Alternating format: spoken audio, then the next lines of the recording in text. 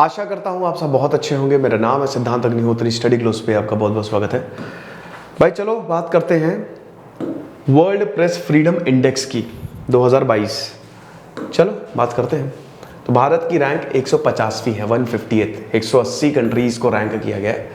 तो भारत की रैंक लगातार डिटोरिएट होती जा रही है। पिछले साल 142 थी और इस बार 8 पायदान नीचे हम सीधा 150 पे आ गए थे। रिपोर्ट कार्ड बहुत ही ख़राब है। लेकिन दोस्तों इसमें एक दो चीज़ें हैं जिस पे सवाल उठाए गए हैं। एक तो ये रैंकिंग दी कैसे गई है, ये थोड़ा मुझे भी देखिए, यकीनन भारत में जर्नलिस्ट की हालत बहुत अच्छी नहीं है ना। ज़्यादातर जो मीडिया न्यूज़ चैनल्स है वो आपने देखा कि उनमें बायसनेस बहुत ज़्यादा है और हर साल ये रिपोर्ट भी कहती है, हर साल की मतलब 2, 3, 4 जर्नलिस्ट के लिए प्रॉब्लम होती है, उनके लिए उनके मर्डर्स भी होते हैं। हाँ, कुछ जर्नलिस्ट तो ऐसे हैं कि कई, जैसे हम तो बड़े पैमाने पे जर्नलिज्म की बात करते हैं जो मेन स्ट्रीम मीडिया है, बट ऐसे बहुत सारे लोकल जर्नलिस्ट हैं कि इनको साफ कर दिया जाता है कि अगर कुछ भी वो, अब ये देखिए इट्स नॉट अबाउट कि ये बीजेपी सरकार है, कांग्रेस सरकार है, ये राज्य में होता है। मान लीजिए कहीं पे कांग्रेस सरकार है, कहीं पे बीजेपी सरकार है, कहीं रीजनल सरकार है, लेकिन अगर वो बहुत ही ज्यादा खुल रहे हैं और सरकार वहां पे सही काम नहीं कर रही है और उनके नाकामियों को उजागर कर रहे हैं तो उन पे हमले होते हैं। ये बिल्कुल सच्चाई है, लेकिन इतनी बुरी हालत तो नहीं है। अब वैसे भारत सरकार इसको ऑलरेडी नकार चुकी है। इन्होंने बोल दिया कि भाई हम ये किस तरीके से रिपोर्ट बताते हैं, कंक्लूजन कैसा होता है हमको नहीं पता।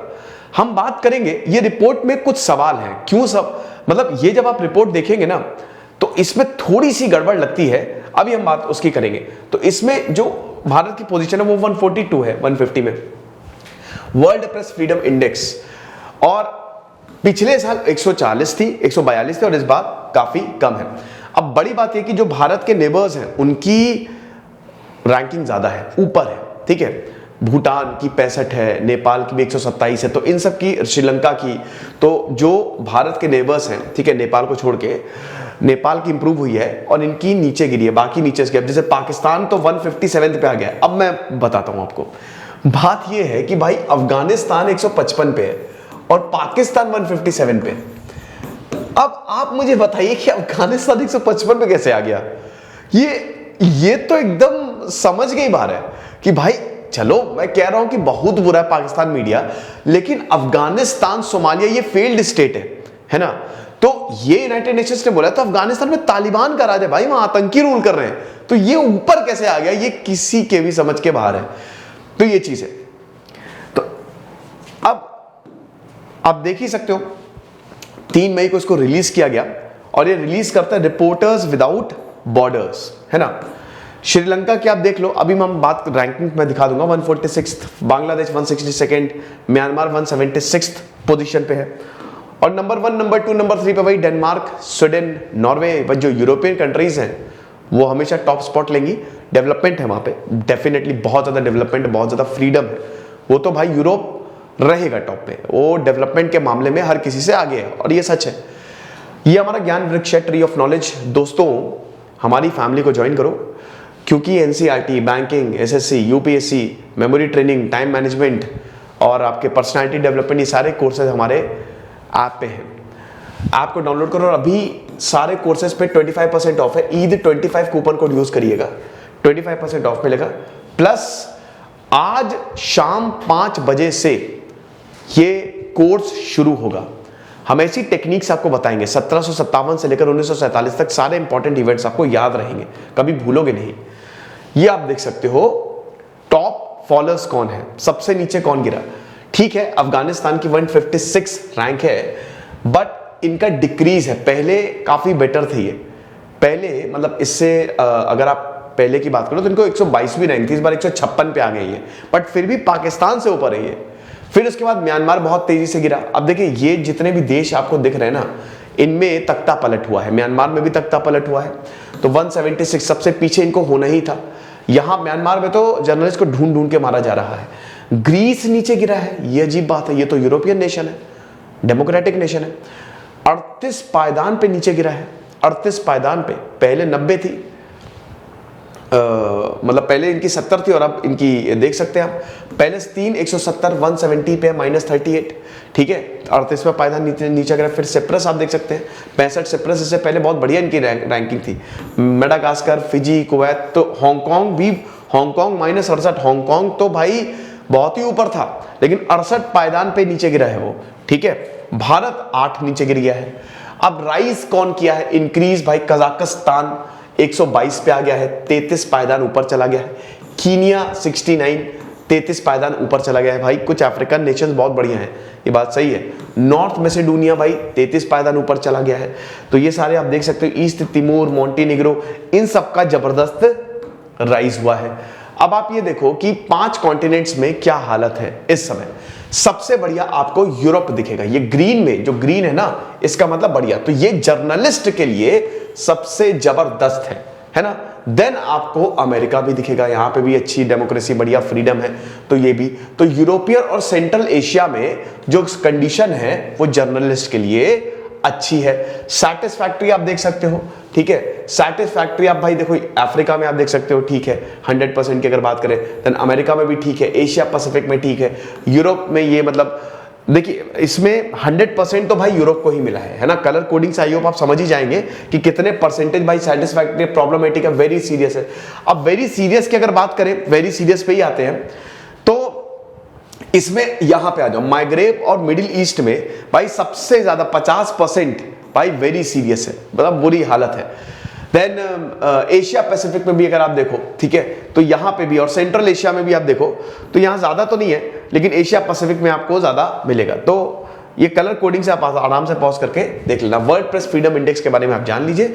2002 में 2002 से, यानी कि आप 20 साल हो गए हैं, ये लोग हर साल जो है वर्ल्ड प्रेस फ्रीडम इंडेक्स निकालते हैं कि जर्नलिस्ट की क्या हालत है।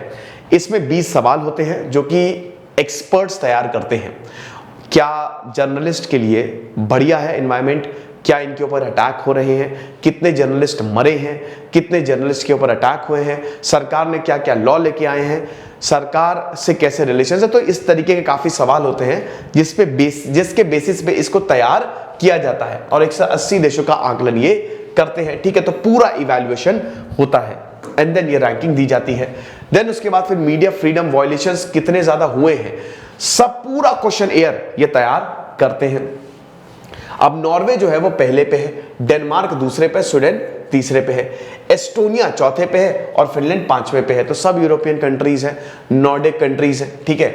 तो इसीलिए भाई मजा है। और सबसे बड़ी बात तो ये कि आज डेनमार्क, स्वीडन और फ्रांस भाई यूरोप के दौरे पे हैं, नॉर्डिक कंट्रीज के दौरे पे हैं प्रधानमंत्री मोदी जी। अभी मैंने लेक्चर लिया था ना कि डेनमार्क ने तो मोदी जी से ये बोला। अब आप बताइए, ये प्रेस फ्रीडम पे नंबर 1 पे है ना, नंबर 1 पहली इनकी रैंक है, लेकिन ये मोदी जी से, भारत से ये आग्रह कर रहे हैं कि भाई रशिया को प्लीज बोल दो कि युद्ध को खत्म कर दे, इन्फ्लुएंस कर दो रशिया को।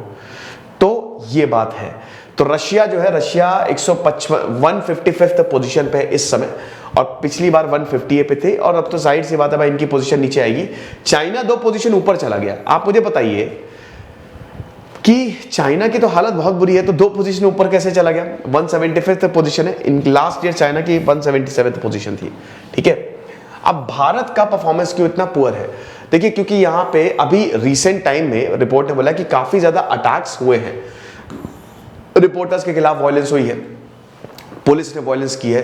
अब देखिए अभी कुछ एक आध तस्वीरें बहुत खराब आई थी, जब अभी आपने देखा कि एमपी में ही था ना वो, कि रिपोर्टर्स को वहां पे कपड़े पूरे उतार दिए थे और उनको पुलिस स्टेशन में खड़ा, तो वो सही नहीं है, वो बिल्कुल सही नहीं है, ठीक है। तो ऐसा भी नहीं कि रिपोर्ट पूरी खराब है, ठीक है भाई, ये तो बात है कि अभी वायलेंस अगेंस्ट रिपोर्टर्स बड़ा है, डेफिनेटली बड़ा है ना। अभी जैसे नरेंद्र मोदी ने कुछ रिपोर्टर्स को क्रिटिसाइज भी किया था कि भाई गलत है, अब वैसे ही वो मीडिया का भी स्टांस रहता है, कुछ रिपोर्टर्स भाई नरेंद्र मोदी को क्रिटिसाइज करते हैं। तो ये जो रिलेशनशिप है ना, ये थोड़ा सा डेंजरस है, ऐसा नहीं है।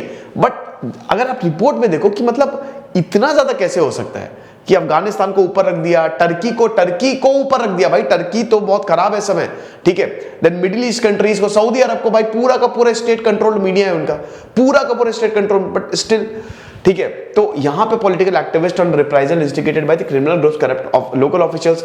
तो जो जर्नलिस्ट हैं कई बार इनको हेट कैंपेन्स का सामना करना पड़ता है। सोशल नेटवर्क पे अगर कोई जर्नलिस्ट कुछ भी डाल देता है तो भाई हेट कैंपेन्स शुरू हो जाती है। और ये सच बात है, ये बिल्कुल सही है कि अगर कोई जर्नलिस्ट सवाल पूछ लेता है तो भैया फिर देखो। अब उसके बाद वॉयलेंट होते हैं when the targets are women, ठीक है। तो इस तरीके से हिसाब किताब है।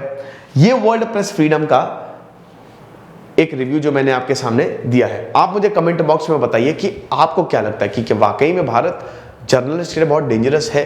देखिए, अगर आप पूरे भारत को देखो तो बहुत सारे मीडिया हाउस हैं, वो काम कर रहे हैं। ये बिल्कुल सही है कि ज़्यादातर मीडिया हाउस जो है वो बायस्ड है, उनकी जो लॉयल्टी है वो एक पार्टी की तरफ है, चाहे वो बीजेपी हो चाहे कांग्रेस हो। क्यों? क्योंकि अगर आप उन मीडिया हाउसेस की हिस्ट्री देखोगे तो आपको पॉलिटिशियंस मिलेंगे उन मीडिया हाउसेस को कंट्रोल करते हुए, या तो किसी पॉलिटिकल पार्टी का होगा या उसमें पैसा लगा होगा, तो वो उनकी बुराई तो करेंगे नहीं। और ये बहुत खतरनाक होता है डेमोक्रेसी के लिए, है ना। लेकिन ये भी जो ये जिस तरीके से कैलकुलेट करते हैं अपनी रिपोर्ट को, इसमें भी बहुत गड़बड़ियां हैं। ये उन देशों को थोड़ा सा आगे रख देते हैं, क्योंकि देखिए ये फ्रीडम कहीं ना कहीं अमेरिका डोमिनेटेड है, उन देशों को थोड़ा सा आगे रख देते हैं जो इनकी बात ऐसा लगता है, मतलब इस रिपोर्ट को देखिए मानता है। बाकी जो है सो है भाई, रिपोर्ट आई है और ये भारत के पर्सपेक्टिव से तो अच्छी बात नहीं है, क्योंकि भारत को एकदम नीचे रखा गया है। ओके, फ्रीडम जो मीडिया होना चाहिए उसको बिल्कुल फ्री होना चाहिए, क्योंकि अगर आप सरकार से सवाल नहीं पूछोगे तो खतरनाक तो है, ये लोगों के लिए खतरनाक है। खुश रहिए, पढ़ते रहिए। दिस इज सिद्धांत अग्निहोत्री, साइनिंग ऑफ।